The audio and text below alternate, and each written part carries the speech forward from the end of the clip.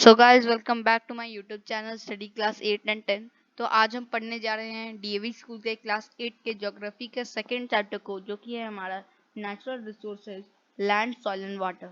तो चलिए अब हम इस चैप्टर को स्टार्ट करते हैं। Earth is a unique planet in the solar system. Life is possible on the Earth because of four spheres: lithosphere, atmosphere, hydrosphere, and biosphere. Earth's surface is divided into two parts, that is, land and water. Land covers about 30% of the total surface area of the Earth, and water about 70% of its total surface. तो अर्थ एक unique planet है क्योंकि इसमें life possible है।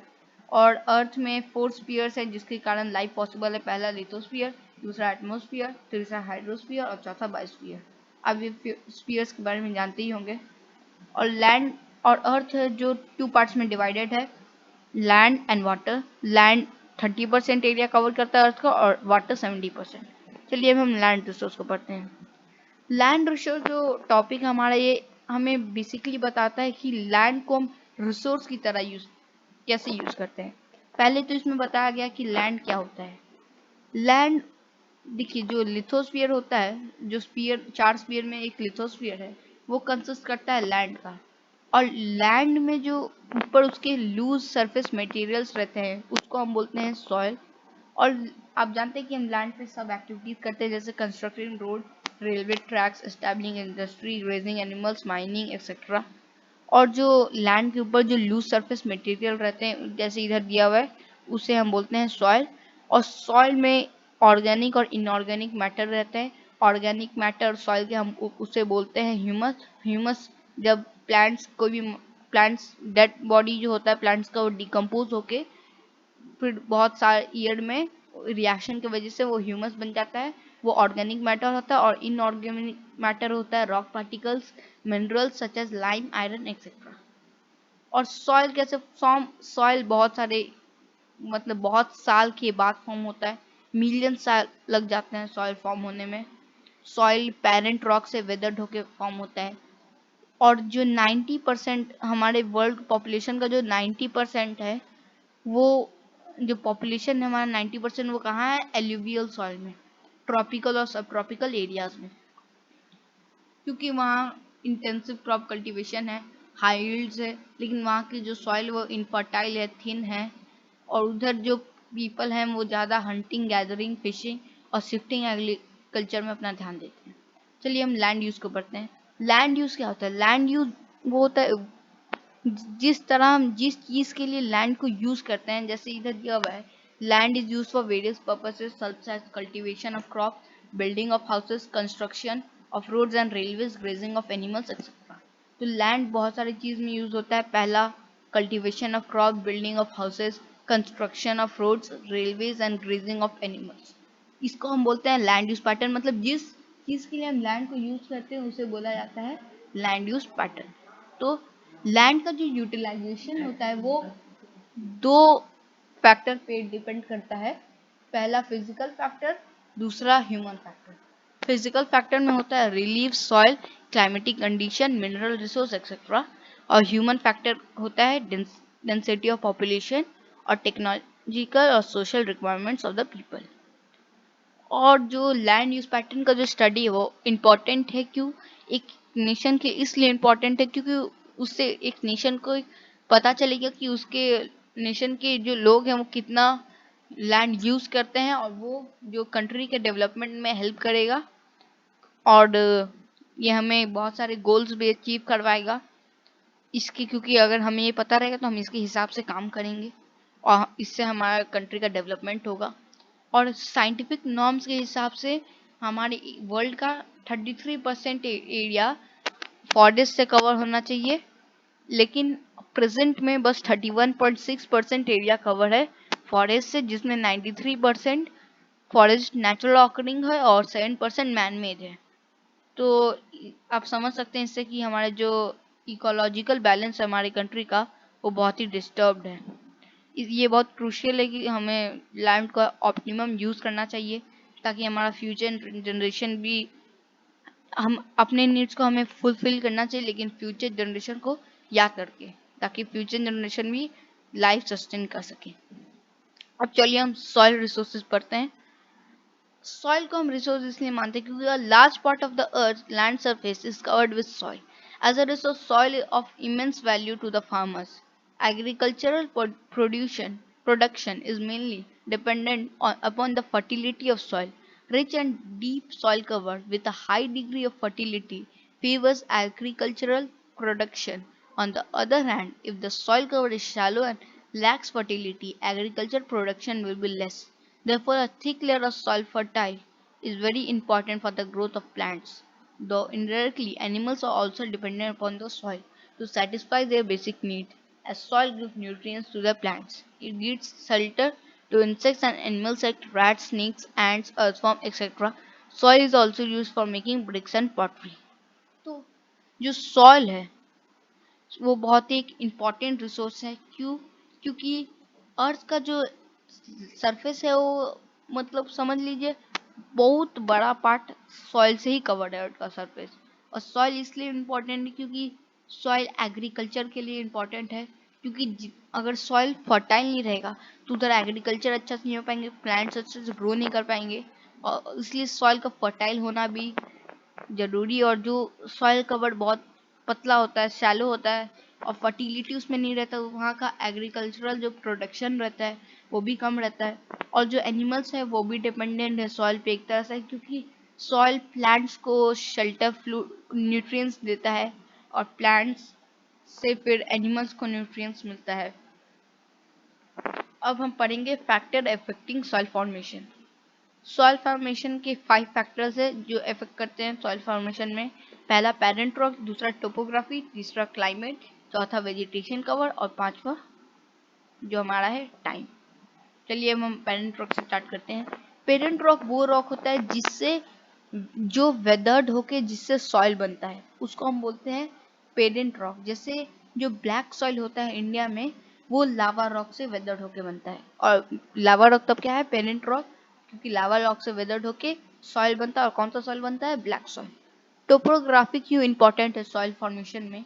क्योंकि topographical जो variation होते हैं जैसे माउंटेन, प्लेटू और प्लेन, ये अफेक्ट करते हैं सॉइल के थिकनेस को. जैसे जो माउंटेन के रीजन्स रहते हैं वहाँ जो सॉइल रहता है वहाँ उसका लेयर बहुत ही मतलब पतला रहता है, तो आप समझ सकते हैं कि वहाँ का सॉइल फर्टाइल नहीं रहता है. लेकिन जो सॉइल्स प्लेन्स में रहते हैं वहाँ के सॉइल बहुत ही जो लेयर होता है सॉइल का बहुत ही थिक और डीप रहता है. मतलब वहाँ का जो सॉइल रहता है बहुत ही फर्टाइल रहता है. जैसे नॉर्दर्न प्लेन जो इंडिया का है वहाँ ज़्यादा मोटा जो सॉइल का लेयर ज़्यादा मोटा है एज कम्पेयर टू हिमालयाज.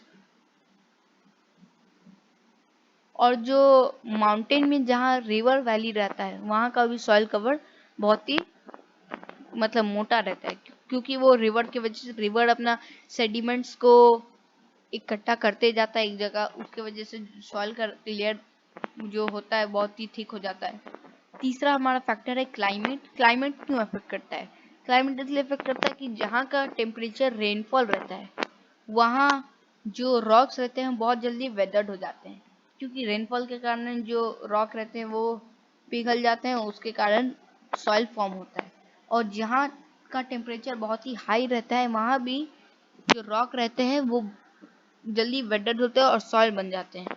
क्योंकि जैसे राजस्थान का जो टेम्परेचर है बहुत ज़्यादा है, बहुत ही उधर गर्मी रहती है और इसलिए उधर के जो सॉइल है वो जल्दी वेदर्ड हो जाते हैं, क्योंकि गर्मी के कारण वो एक्सपैंड हो जाते हैं और एक्सपैंड होने के कारण वो फिर वेदर्ड होके सॉइल बन जाते हैं. अब चलिए हम अपना चौथा फैक्टर पढ़ते हैं जो कि है वेजिटेशन कवर.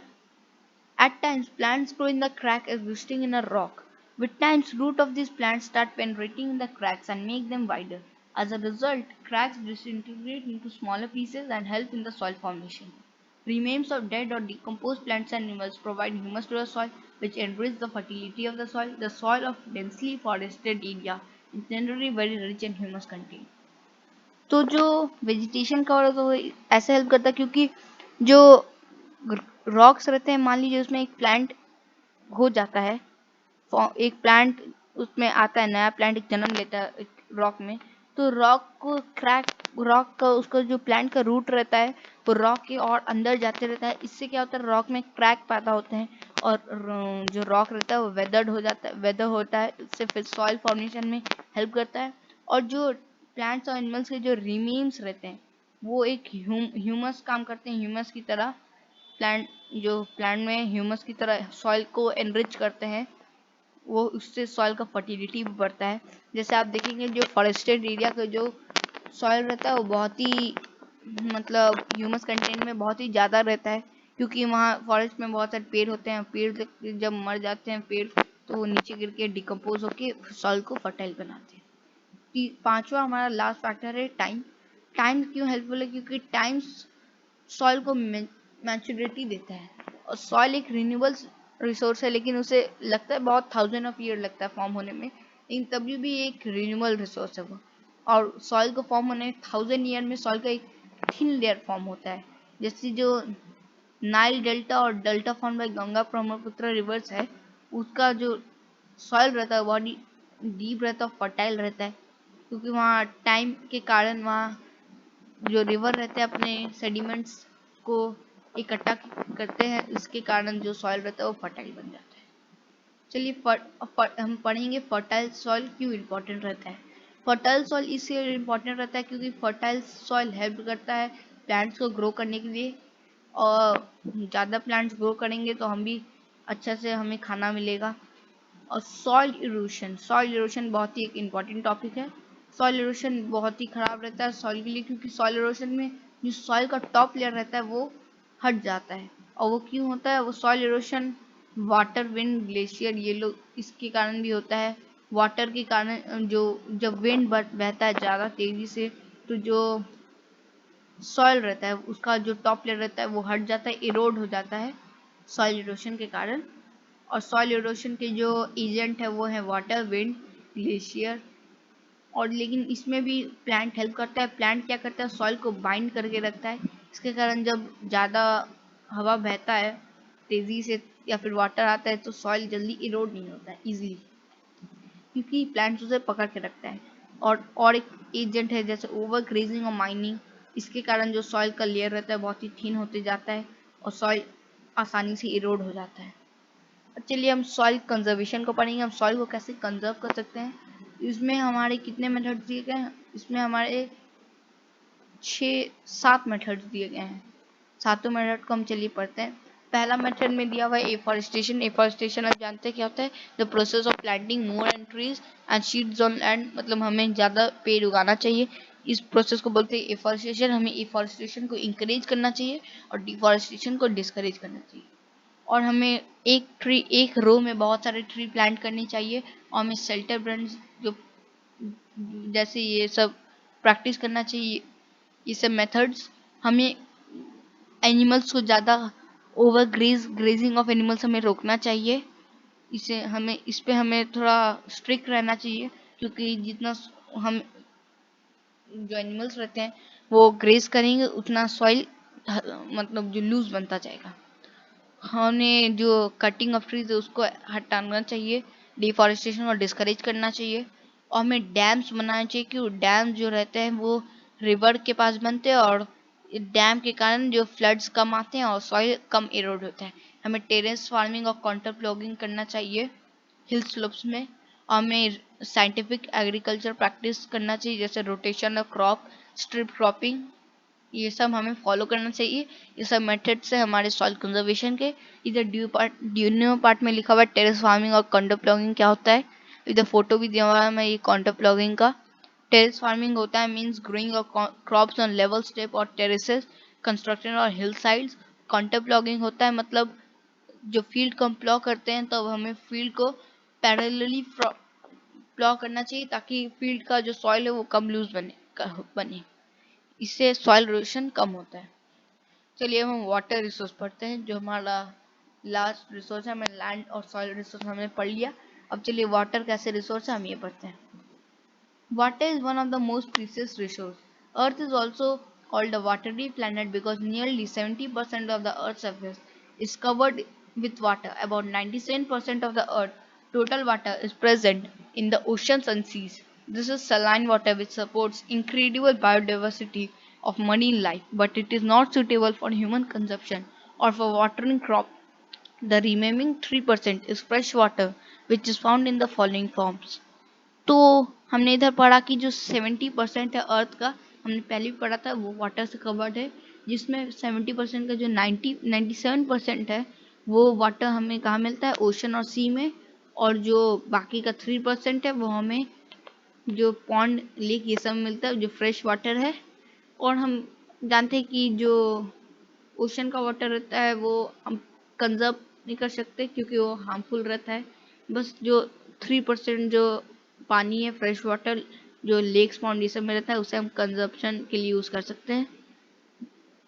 इसमें पढ़ेंगे कि जो 0.32% है वो लेक्स, रिवर्स और एटमॉस्फेरिक एंड सॉइल मॉइस्चर इस में फाउंड रहता है, और 2% आइस कैप्स में और ग्लेशियर में फाउंड है, और 0.68% है ग्राउंड वाटर में।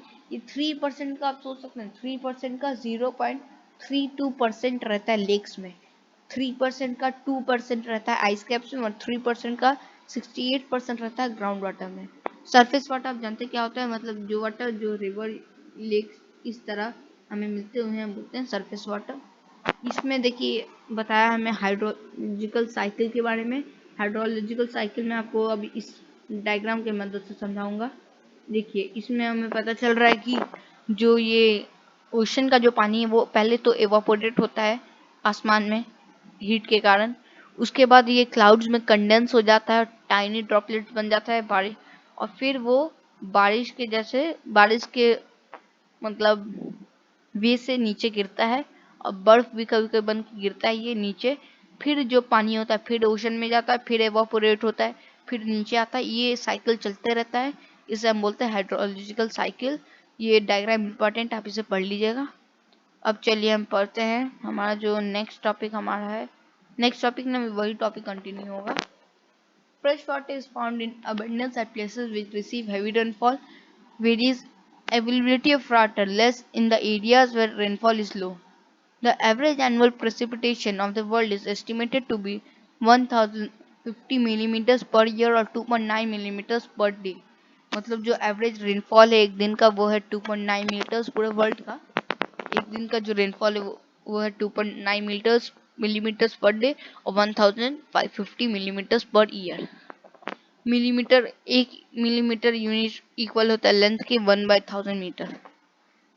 जो ऊपर हमारा मैप दिया हुआ था पेज पे वो इंडिकेट करता है हाई रेनफॉल और लो रेनफॉल का एरिया में। जो हाई रेनफॉल की जो एरिया है वो है इक्वेटोरियल रीजन से South America, Africa, South East Asia. Areas of low rainfall है tropical desert, Sahara, Arabian, central and western Australia, Kalahari, central and north Eurasia, central Asia, polar areas. अब चलिए हम अपने नेक्स्ट टॉपिक पढ़ते हैं जो कि पॉल्यूशन ऑफ वाटर।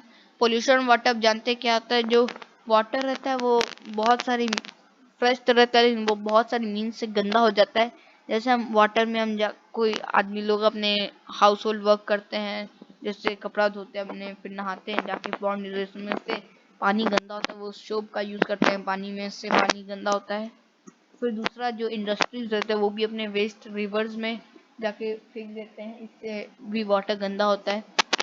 ये सब बहुत सारे डिजीज भी फैलाता है जैसे कोलेरा, जॉन्डिस, टाइफाइड।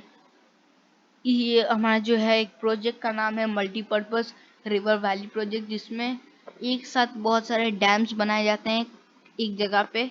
डैम्स भी हेल्प करते हैं हमें हमें वाटर को कंजर्व करने में, वाटर को कम पॉल्यूट करने में, और डैम्स हमें वाटर से हाइड्रो इलेक्ट्रिसिटी जनरेट करने में हेल्प करते हैं। बहुत सारे वैली प्रोजेक्ट्स हैं मल्टीपर्पज रिवर वैली प्रोजेक्ट। एक का नाम है दामोदर रिवर वैली प्रोजेक्ट, एक हीराकुंड डैम इन इंडिया, और दूसरा एक है आसवान इन इजिप्ट और Hoover valley project in USA. ये कुछ मल्टीपर्पज रिवर वैली प्रोजेक्ट है। मैंने बताया कि मल्टीपर्पज रिवर वैली प्रोजेक्ट वो होता है जहाँ एक जगह पे बहुत सारे डैम्स एक ही बार में बनाए जाते हैं।